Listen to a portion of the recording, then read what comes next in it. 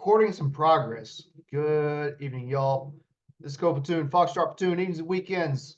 I am Jordan, week 13, day 2, and we'll be expanding endpoints and implementing tests with Python Django.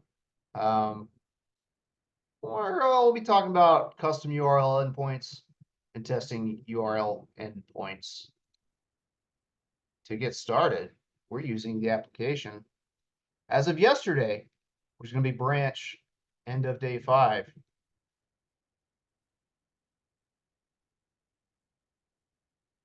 Clone it down, pop into it, check out end of day 5. Is that how it's done?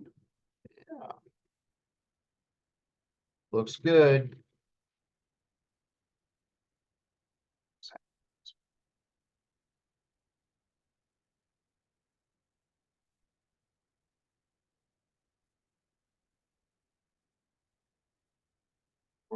Yeah. All right, cool beans. I'm pretty sure my Docker Compose down. Up.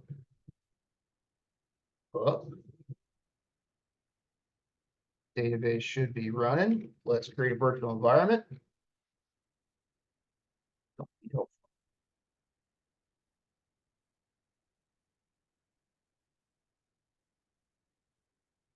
And then run into some issues with our pip install. Oh yeah, can't find this version, probably because my Python's not the same exact version. We'll hop into there and get rid of that. Whoa. And since I don't feel like running into this later, I'm going to remove that version as well. That's a Dragon A. We'll run into that eventually. So I'll just get it now and not be coy. Again, if I was using the exact proper Python version that this was stood up in, we wouldn't have any issues. But I don't know what that is. Both this machine and my other machine are ahead and behind the version intended, so I gotta do this both ways. You may not have to. Are we up? Are we running? What else can we do? Let's look. We do have some migrations. Maybe we should just migrate them over.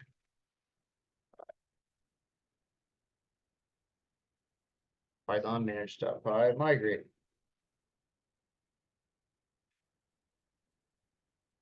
Looks good to me.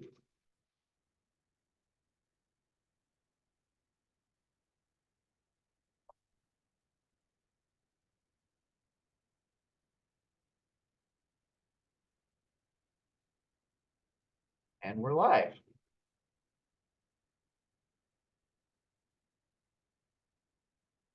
There's nothing in the database right now, but it is standing up. It is there. We can see the admin page if we want to. Oh, I need a super user, not.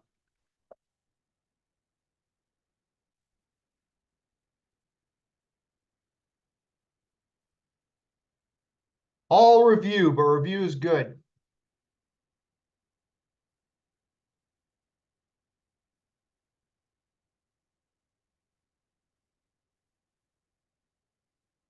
And we're in. No Pokemon, no moves. There is something I want to point out. If I don't know if you'll run into this yet. Give me that. Oh, can't play nice, nobody gets it. With many fields, have y'all had issues using the admin portal, CRUDing with many fields? Y'all know what I'm talking about? Yeah, I was asked Umar yesterday. He didn't know the answer to solve it. And neither do I. That's fine, because if we go look at our move app model, it doesn't have any dependencies. It's its own thing. But Pokemon models, does require moves. So what the admin portal is trying to do is create a Pokemon, and it wants you to pick one of these right now, which I guess that's getting it. Seems like it's getting it. Save. Oh, it's going to blow up. The admin portal, for whatever reason, does not handle many fields very well. I've been looking into this for about an hour and a half, and I don't have a great solution for using the admin portal. You would be, what it's going to come down to is overriding design behavior. I'm very surprised there wasn't just easy solutions for this. But what's going on is it's trying to create a Pokemon with this move all in one go. Can't do that because it's trying to associate this move with Pokemon. The Pokemon's not created yet. It doesn't have an ID, and that's why we're getting this. Hey, I need you gotta have the ID's not filled out yet. Well, dummy. Obviously, I want to create a Pokemon and then attach a move to it, but it's not doing that. This is not going to be as big of a deal as you think because we're going to have plenty of other ways to work around this. We're going to be using forms. We're going to be, interacting with the API, going around it. If I come up with a cool, sweet solution for this, I'll share it. Makes me mad. But let's ignore that for now and just want to address it now rather than later. All right. We're live. We're running. Everything looks good. I'm happy with it. Y'all should be happy with it. Let's talk about endpoints. So basically, what we have now is our URLs can pull all the moves, or it can pull all the Pokemons. If we want to use, there's basically two ways to go. There's a million ways to skin a cat, but the common ways you'll see with APIs is you're either going to, instead of HTTP, HTTPS, man, what is going on with my brain today? Why did I just copy it? Told y'all it's going to be a rough one. I haven't talked to humans today. Our options would be to just, kind of go to a URL and pass it with a body, something like name and then Pikachu. And we could just send a post request to a body like this, but the more common way you'll see it is the URL itself. We want to do something like this. That's a more restful way to interact with this API. A lot more commonly, because it's a lot easier to deal with for the most part, is numbers, IDs. People don't really expect you to be putting in the ID, manipulating the URL like that, but it's an option. Generally, your links will send them where they want to go, and IDs don't matter to them. But you can, if you want to, allow strings or integers, to be added to the URI. A common way to do that would be to either end it with ID and then allow them to put in an ID, or something like name and then, put in whatever you want, but you don't have to. And today we're going to kind of show you how to accomplish that with Django. Stop me if I'm losing y'all. I'm talking kind of up here about it. Let's expand our current endpoints create ability to grasp a single specific instance from our database. Now, in order for the user to request a specific Pokemon instance, we need to give a user a way to interact with it. So Django's got a couple built-in parameters, including these. But we're going to build our own custom URL parameter. So this is what Django can provide. A path that would utilize an integer, like I kind of said, and we tell it, hey, that parameter there, it's going to be an ID, and it's going to have to be an integer. Or we could set one up that says, hey, if it's a string, that's going to be your ID. You could set both of these up and kind of just let Django guess which one it is, but that's not so great. You know, if they did give us like, you know, whatever, what is it? What do you nerds know? This is Mewtwo 151, probably. Am I right? I think it is. They could do that, and it would, you know, our code would probably figure it out. But what if they did something like, uh, you know, that? Hey, who's the first Pokemon? Is it Bulbasaur or Aerodactyl or Mew? What's the right answer? Y'all ever had that nerd argument before? If Django's not, you know, smart enough to figure out what it is it's looking for, we might run into some issues. With this particular kind of setup, that'd be difficult to do unless someone makes a mistake. But maybe a string could be, you know, broken down into an integer when you don't really want it to. So we can make a little bit smarter endpoint, and that's with a converter, which is something we're going to add, but it's not something we're making up. This is not a Code Platoon special thing. You can go to Django converter and learn all about it. That's where this is coming from. This isn't magical stuff. You don't have to remember, you know, let's go ahead and close that for now. You don't have to remember this bit here, save it, look at this lecture for the rest of your life. You can go look through Django docs and learn about the converters. So I thought it was useful to know this is here before I just start pasting a bunch of Code Platoon code, which I'm going to do now. And it does tell us we're going to create this basically wherever your URLs exist. So we're going to be doing this for the Pokemon app. So with the Pokemon app, new file, converters. Yep, plural. Gosh darn it. There we go. Converters.py. And let's paste all this junk with all these not so helpful notes. What is going on here? This is a word we made up. You don't have to call it that if you don't want to. That's just kind of the class name. That could be foobar if you wanted. This regex here, this is mandatory. Looking at the docs, this is basically what's telling this converter what kind of parameters it's allowed to look at. And for this one in particular, this is anything alphanumeric, doesn't matter, ABC, 1, 2, 3. This bit takes the whatever is pulled from the regex and provides it to Python.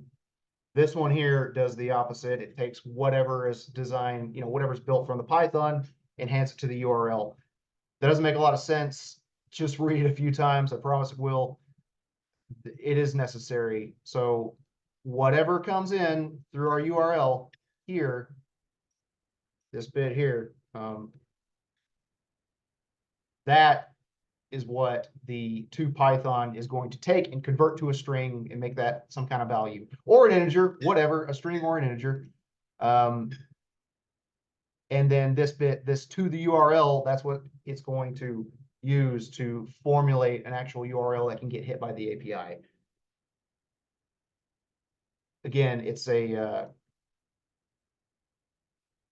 what's the word? It's a dynamic endpoint. So that's why this is necessary. We do have to have something solidified for what they're actually going to hit. And I can dig into that deeper if y'all like, but for the most part, this is how to use converters. They don't vary that much if you kind of look through these examples. So how do we use it? We're just going to pull it into the Pokemon app urls.py, which is right here. Get rid of my junk. And could just copy paste all this, or I'd like to bring it over. This is how it actually gets in there. We're just bringing it on over from converter, nothing crazy. And you do have to do this. So registering this converter here is done this way. Int or string converter, int or string, that is tying this to this converter. What's the word? type.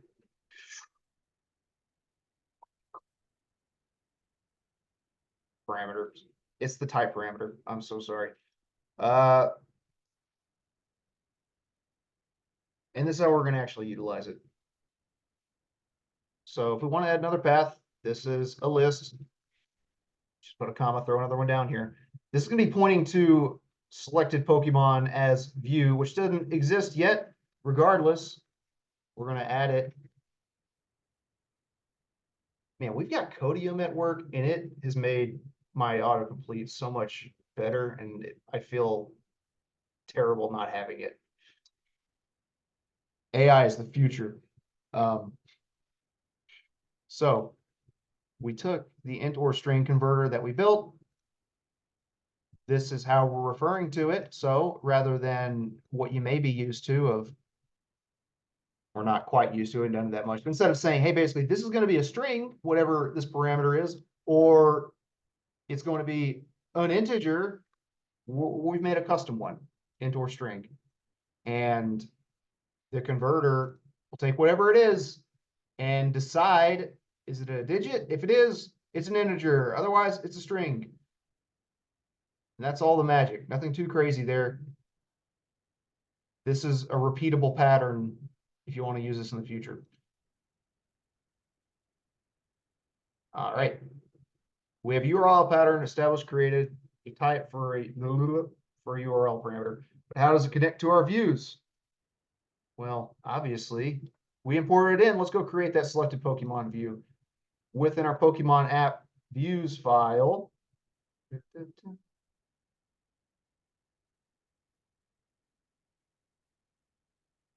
We already had this all Pokemon here view. Now we're going to create one specifically for a specific Pokemon selected. Everything right? Looks good. That's not useful. All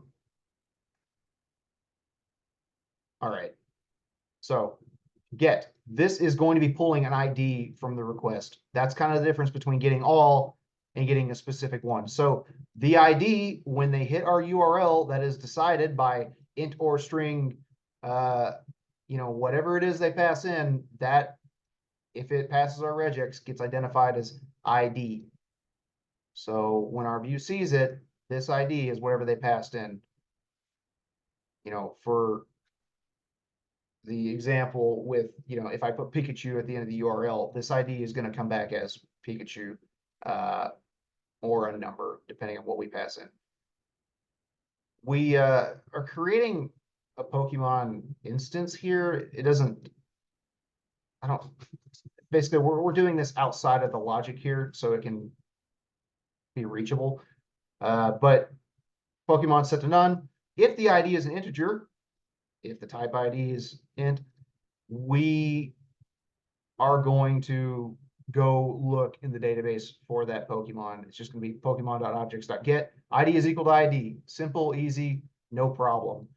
If it is a string, we're going to do something very similar. Pokemon.objects.get. Name is equal to ID.title. That is basically going to capitalize it. That's all it's going to do. Then, since Pokemon is a single instance, it needs to be wrapped to make it iterable for the serialize function to turn into a binary string.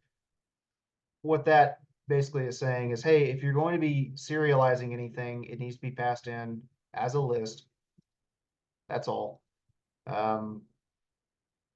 This is going to create JSON output. That's what creates, I'll show you all in a second, but this is what's going to create the JSON output of a Pokemon that we have created.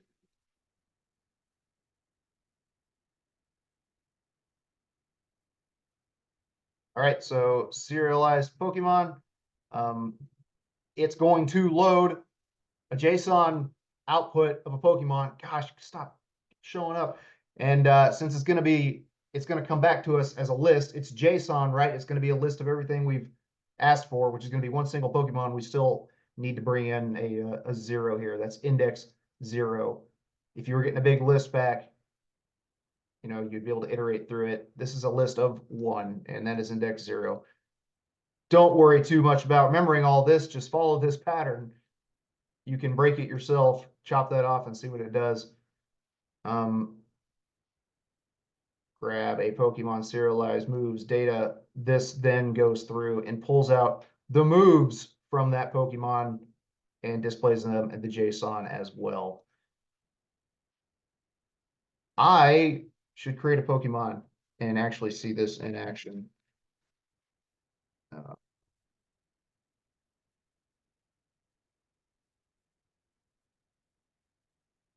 All right. So let's import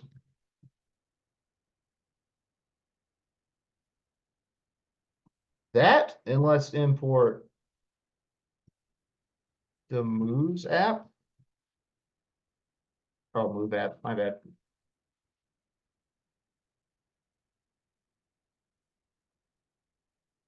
All right, looks good.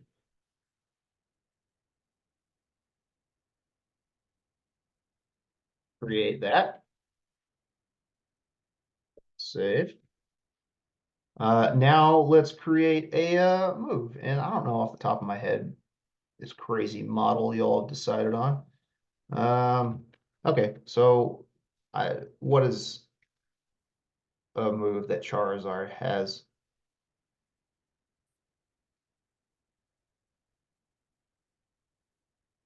Kamehameha. That is going to be move, and then name. I think it's just the thing.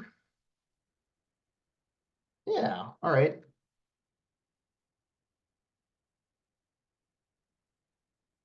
Goodness gracious. Y'all bear with me. I don't have anything to paste in here, make it fast, but we can just, oh, those should default. So default 70, 70, defaults. These all have defaults. Great. I think I can just get away with that.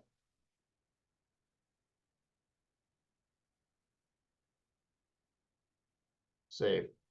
So we should now have stuff in the database. How do I associate these two? I recall, did I leave myself a note, or am I gonna have to go at it like this? So it should be something like this. Dot moves, because let's look at their model here. Not your model.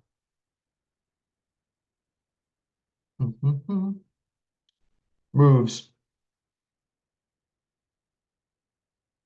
Dot add.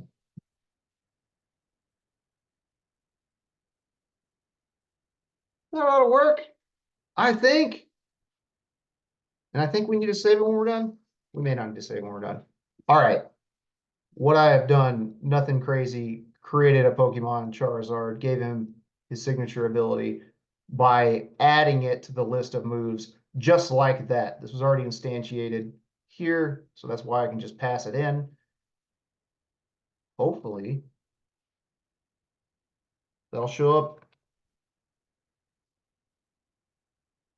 in our API. Oh goodness, register converter is not defined. Did I mess up something?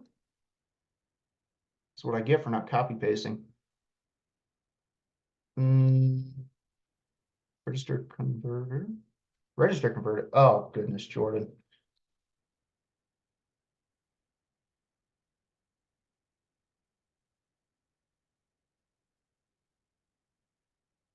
Oh my gosh, it's right here. Blue Falcons, all of you. You all saw it. You could have said something. Now you made me look silly. There we go.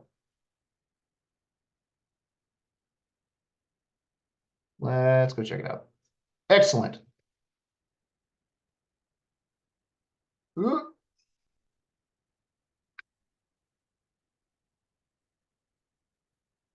Heyo. All this nonsense that seems like a lot of hoopla, which is our view here, is not hoopla. And I probably should have done this ahead of time so I can explain it as we go through it. But let's walk through it again right quick. This, oh wait, that's just the one. There we go. That's what we've actually done this new. So we sent a GET request and it had an ID. That ID is whatever the parameter was here. That is defined in our URLs as whatever comes after your base URL. We decided it was a string through the power of our converter, which looks at alphanumeric values and returns basically integer or string. This URL here is being served because our converter has returned that value as a string to the URL. Don't think about that no more. So we hit this URL here. That is going to go to our selected Pokemon model, sorry, not model, class as a view, which is in our views.py. Trace it right there. And using the built-in cool API REST framework.views, I know you might be thinking, I want to hand roll this stuff myself, but patterns are cool. And if you get used to looking at stuff like this, guess what? You can pretty much rip into anyone's Django application very, very quickly. All right, so that's the idea we got. Not walking through that again. Established an empty Pokemon value if it was the type, which it wasn't, so let's skip that thought for now. Otherwise, we're going to look up a Pokemon. We're going to be using the model Pokemon. Where does that come from? The models. And we got its name by using the ID dot title. All that does, so I'm not making it up. How do we, what is that? Dot title.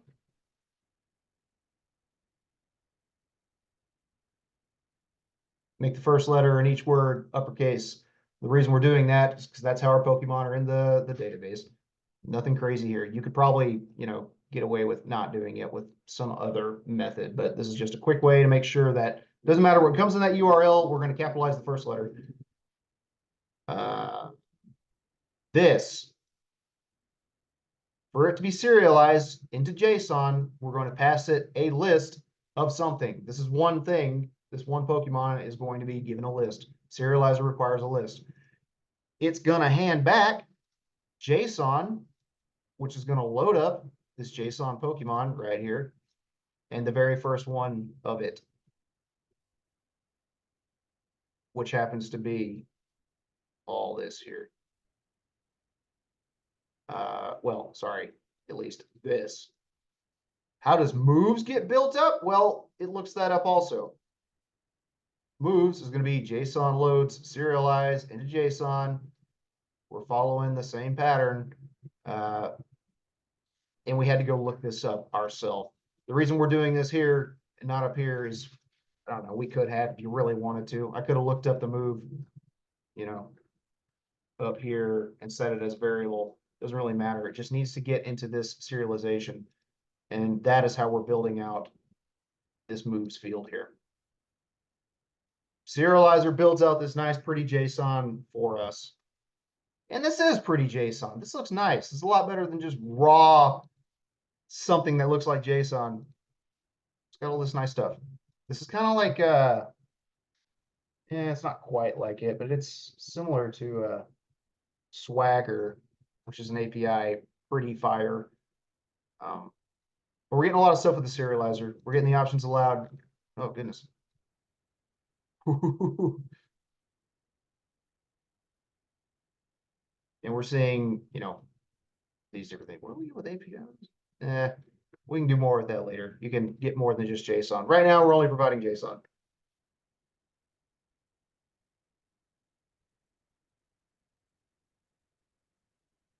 All right. Oh, I should probably prove that they can also get stuff by the ID. What is his ID? 1. We're still going to pull up Charizard. Sound good?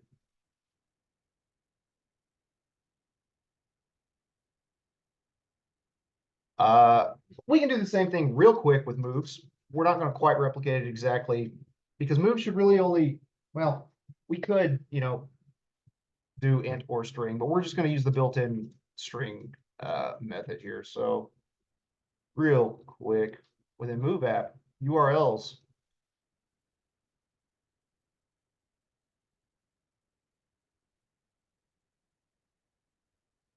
We are saying, hey, whatever is provided, and it better be a string that is going to point us to selected move as view name selected move. That doesn't exist yet. So let's make it exist.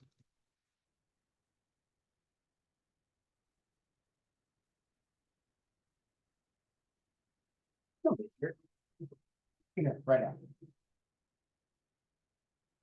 Having a battle of the pets right outside my door.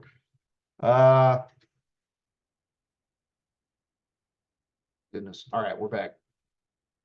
All it's going to do, take a move, serialize it, load it, return it. We don't need to do any,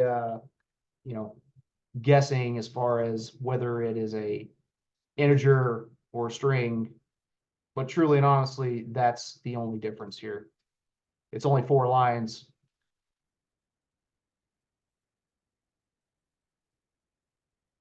Because it's not nested and we're only pulling out one entry here. It would be nice if the serializer was smart enough to look up a specific move and then go do it on its own, but it really can't. It doesn't at this point know what the nested data is, what the many-to-many relationship is. It has to kind of go get whatever that move is first. Rather, whatever that Pokemon is first. Once it has the Pokemon, it can then look up the moves based off of that. All right. Testing our endpoints. Are we ready to move on? Anyone gonna get any questions about what we've shown? There's a lot of words to do something very simple. But I don't want it to seem like magic because it's not.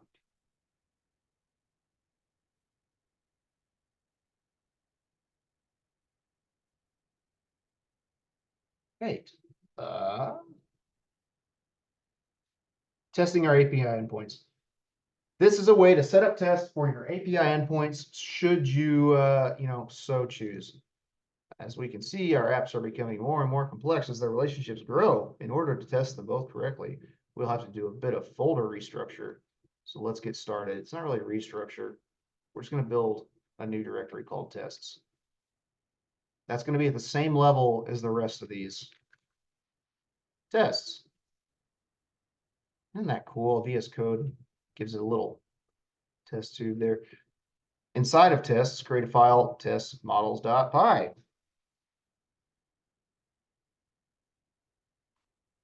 Donezo. And it should look like this.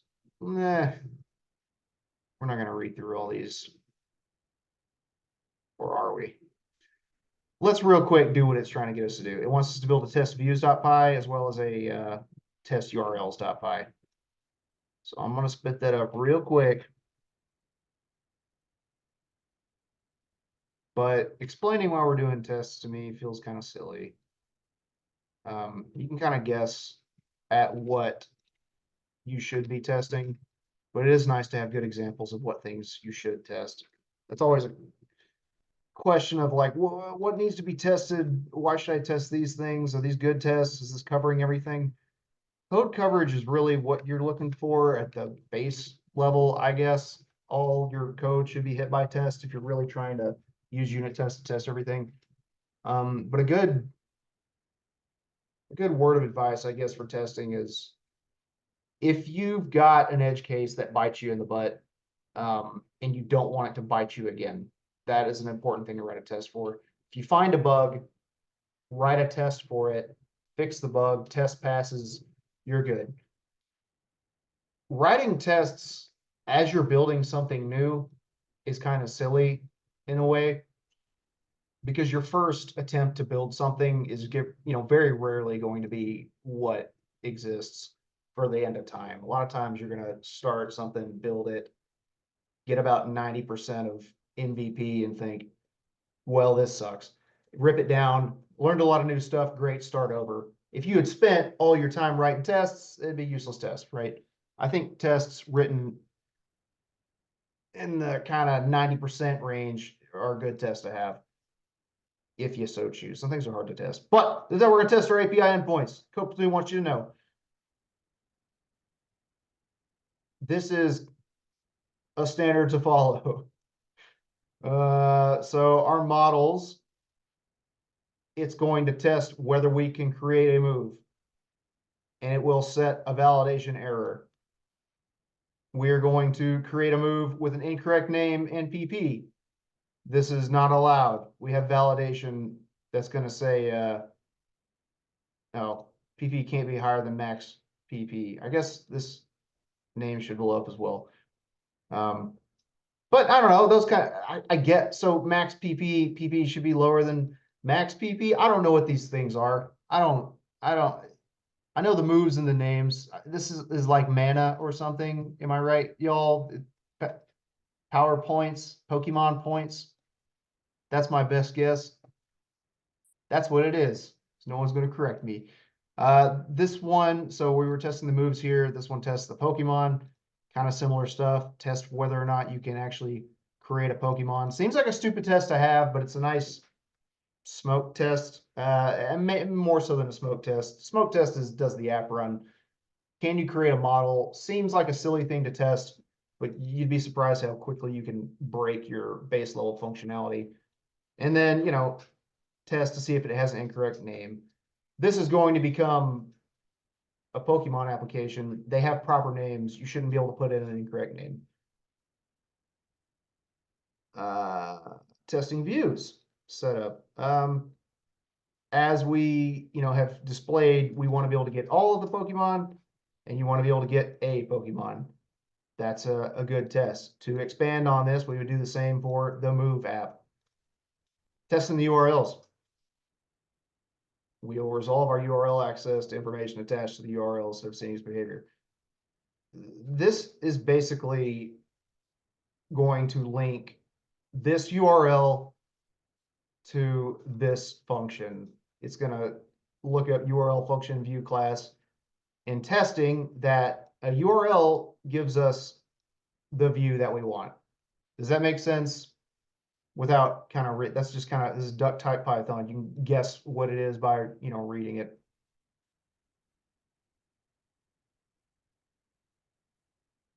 They want me to write out the remaining tests to get to 12. I might. Let's run this now and see what happens though. When set up in this manner, this is how you will run your test. Python manage.py test tests. We need to turn that server off. This will create a fake empty database based off of our models. Try to shove stuff into it and then rip it all down when it's done. Oh no, we're failing. Does anyone have any guesses?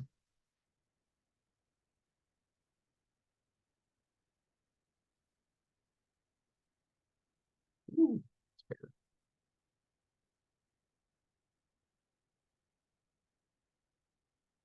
So I tend to read things bottom to top. Detail, failing rows for Pikachu, null, only the best electric Pokemon. I don't care. So, but above this is the actual integrity error we're seeing. Null value, name in column captured of relation Pokemon at Pokemon, violates non-null constraint. What the heck does that mean?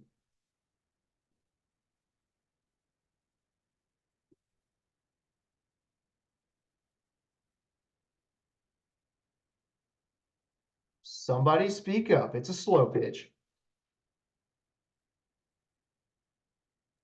When the Pokemon is created, it's not flagged as either captured or not. Yeah. Maybe. I don't know. Let's go find out. So models.py. Make this a little bit smaller. I don't know why. Captured. Boolean field. Not nullable. Has to be something. Let's look at our model test here.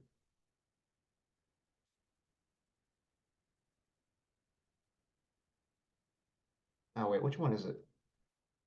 Which test is this? I got ahead of myself.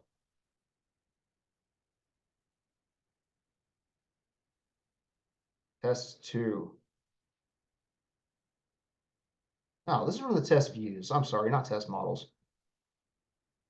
There we go. So during this test setup, notice we don't have a captured status set.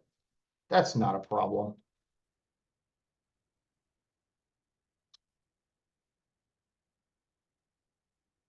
True. And looks like this other one doesn't have one either.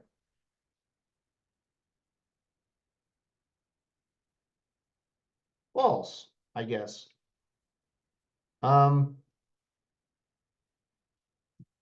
rerun the tests. See if we pass one. Uh-oh, uh-oh, uh-oh. Ooh, I only failed one test this time.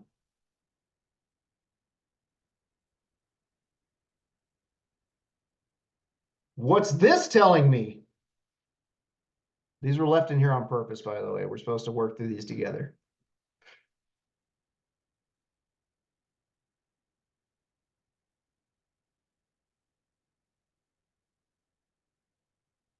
You just have a typo in your test. Maybe. Or they changed the library, which is more likely. Okay, so within test views, which is right here.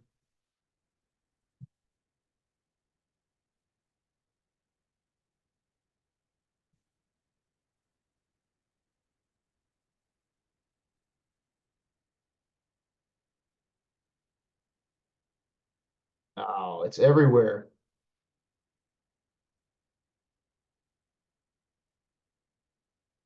So that's a test URLs.py. We're going to look here at also. Am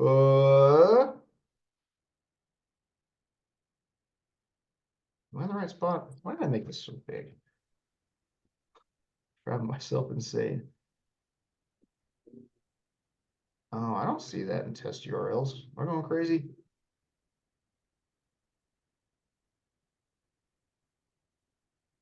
Like assert equals on line 22. Yeah, it is right there. Like I said, I've been looking at this stuff too long today. Yay! All right. Looks good to me. If we wanted to continue writing out more tests, that's an easy pattern to follow, right? Something that I do want to make sure we test in here is our nesting. That'll be done in views. So notice we didn't test any moves yet. So that would be a good thing to test. And I'll do that in the setup, but I need to be able to associate a move with a Pokemon as well, because as you recall, Pokemon moves, being able to test that functionality is important. We couldn't test it through the admin portal, so let's test it here. I'll need to set a value. This is going to be Pokemon P1, which is fine. I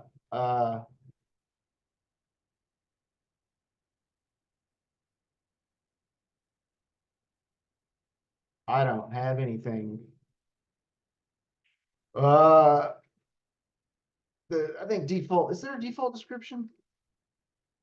Description. Captured. True. Something it might not blow up on us just yet, but I'll tell you is an issue. It tends to not like it tends to not like when you try to create or assign values and save on the same line. We'll see if this works before I just say it won't work. Ooh. No, apparently that's fine. So we will keep it like that. Move one. Oh man. Oh, I've got an example for myself. Thank goodness. Uh, uh, uh, uh.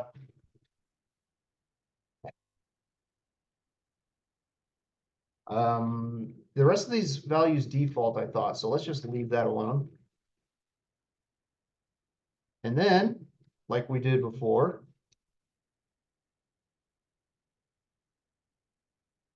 Let's save. Do I need to save? Maybe I don't save. Let's see if I have to save or not. You may have seen it. I sure did. Assertion error 3 is not equal to. Well, when we were running these tests for get all Pokemon, it's saying it was expecting 2 because it had built 2. Well, now we have a third one, so that's expected. Let's just copy some code, throw it down. Test 3.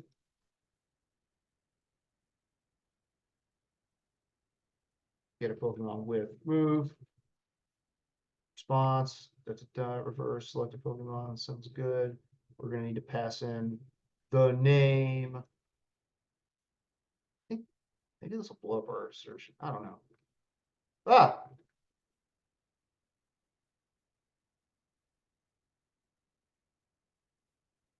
I would expect that to come back as All Might. Let's see if that works.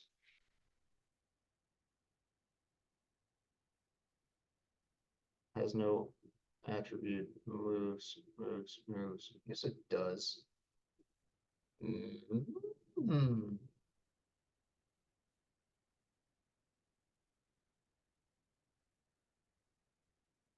Interesting. Does not get created. Uh-oh.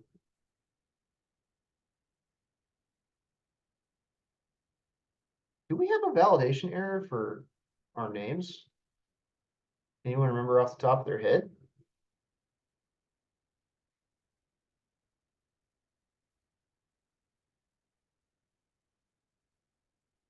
Ooh. Yeah, it probably doesn't like that.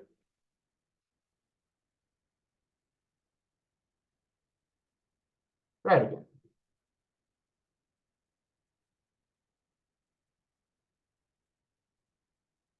Why is this blowing up on me? Man.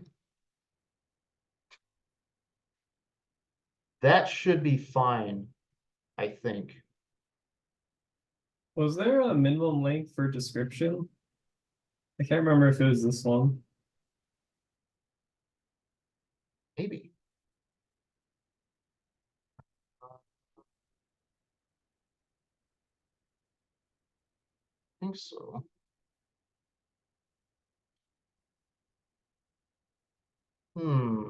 Man, I hate troubleshooting on the fly. But it's good. Okay.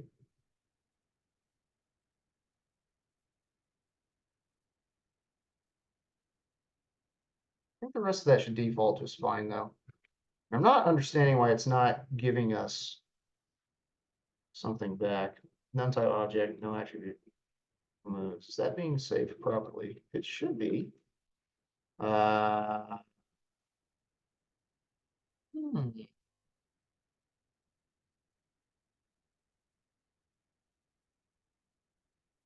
That ought to work.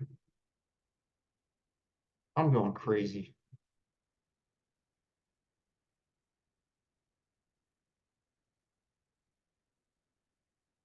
None type object. It's not being created. But it obviously is being created, right? Because we have 3. All right, let's see if I made a mistake. Pokemon matching query does not exist. Oh.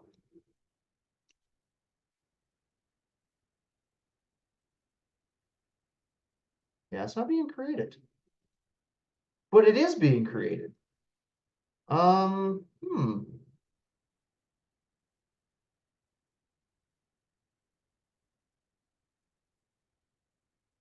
wonder, I don't think this is going to let us do this.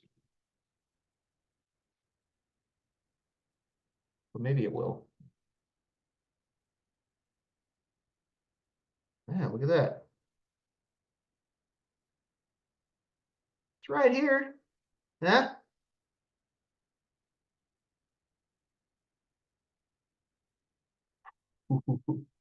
What's going on? Why is this doing this? It's creating it without an issue. See? That one is getting in here. And then when I try to save this move, that's not a problem either. And as soon as I try to add one, maybe there's some kind of version issue that we're having. Man, I don't know, y'all. What that is not expected. I didn't think it would work that way.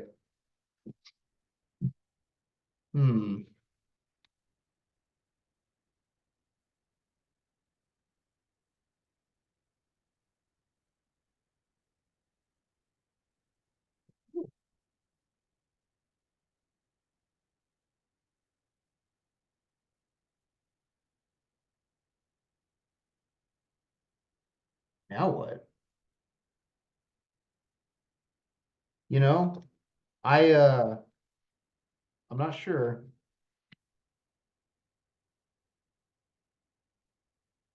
Uh-oh.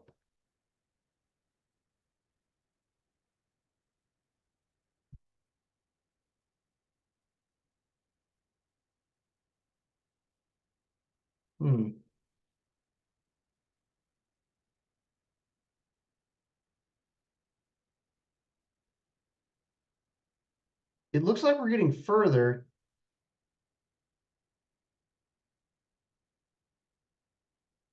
That's so interesting.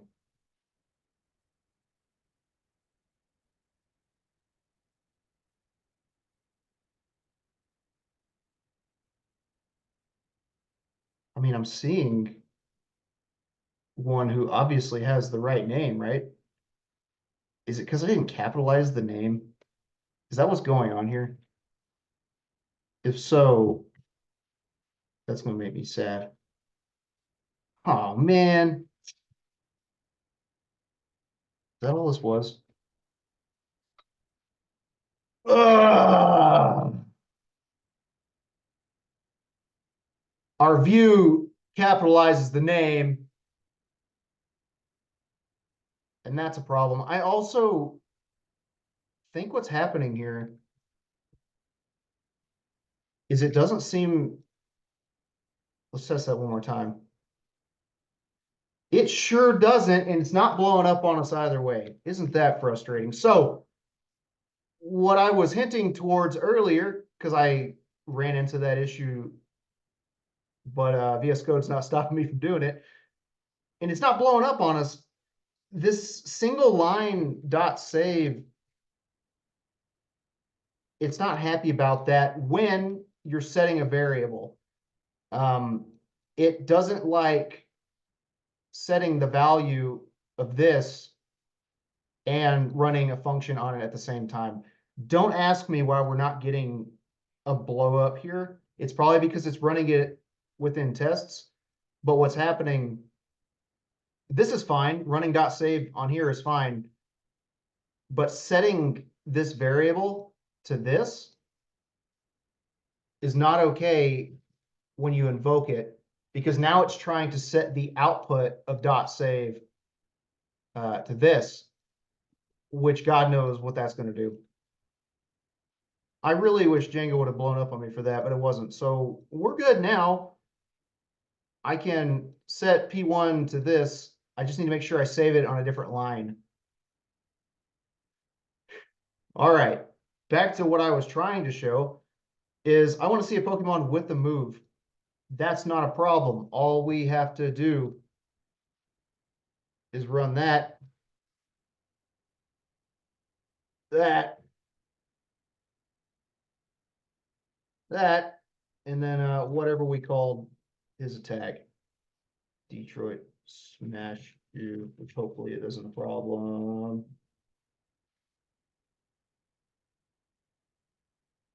Fail, integers, not strings.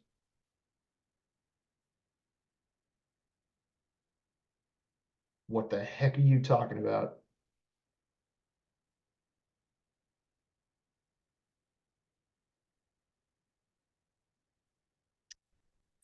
I love it when things work exactly the way I ran them. Ah, great. Yeah, for some reason. Huh. I mean, we can dig into that. Let's see why it doesn't like that.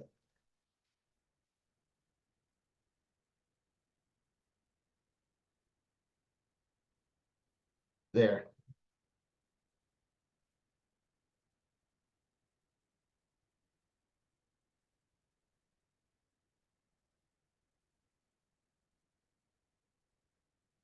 Oh, shoot. What a rough day. I don't want to see the name. I want to see the moves. So I'm going to look at the fields of this Pokemon. Look at the moves field. Look at the very first one that shows up, because we only have one. Then the fields again and name again. They're nested.